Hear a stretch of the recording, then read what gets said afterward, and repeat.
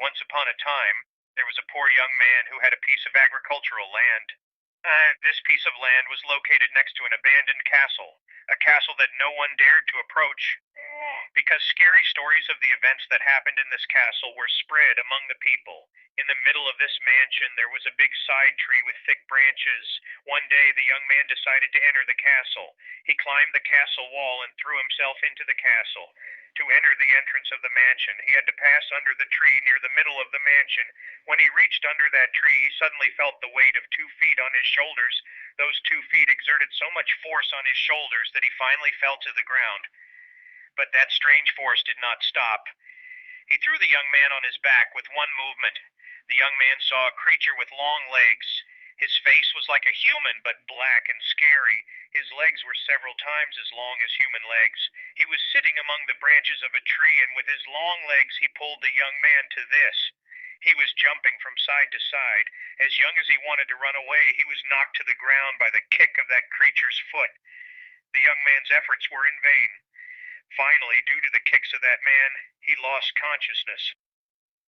In the middle of the night, the sound of musical instruments and singing was raised. Many people were busy having fun. The food tables were arranged and people were having fun. Men were surrounded by women, unlike men who were very ugly and poorly composed. Women were very beautiful and well-shaped and lovely. The young man who had now regained consciousness, he was watching the ceremony of these creatures. Suddenly, a fierce fight broke out between two groups of people. They were throwing each other here and there. Little by little, the fight turned into a chase and escape, and he was dragged outside the mansion. A strange silence reigned in the mansion. The young man who was seriously injured had a severe fever and shivering. He dragged himself inside the mansion. It was hot and humid inside the mansion. The young man could not sleep because of the pain. His only hope was that the morning would come as soon as possible, and he could save himself. He gave himself hope to survive and see the light of the sun after a scary night. He closed his eyes in despair and surrendered himself to an ambiguous fate. The young man heard a cry. At first he thought he was hallucinating, but when he sharpened his ears, he found out that the sound was real. He turned his face towards the sound with difficulty and saw a beautiful girl who put her head against the ruined wall and was crying.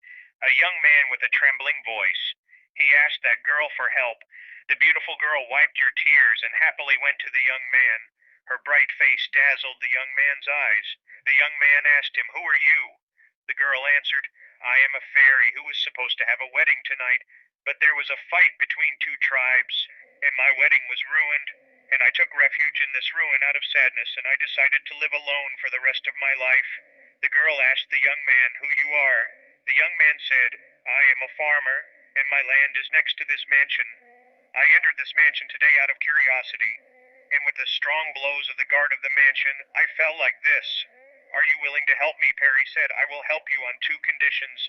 First, you must marry me, and second, you must not share the secret of this marriage with anyone." The young man agreed. Perry put a hand on the man's face, and the pain and fever left the young man's hand. The two got married. The young man built a house next to his farm and started a sweet life with it. They had a son. Both were happy and satisfied with their lives. But this happiness did not last long, because one day a young man who went to the village told the story of himself and the fairy to several people. When he returned home at night, he saw his wife crying. The world collapsed on his head. He asked his wife if there was a mistake on my part. His wife said that you revealed my secret to humans, and I will no longer be safe from humans. The young man begged and begged, but his wife had decided to separate from him, but their child's leg was in the middle. His wife said that I don't want this child to feel deprived due to his father's separation.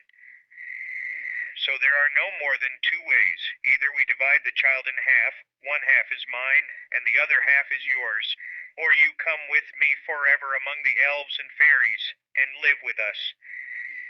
A man who was very fond of his wife and child, the second condition, accepted and went with his wife and son to his wife's tribe and lived there happily until the end of his life.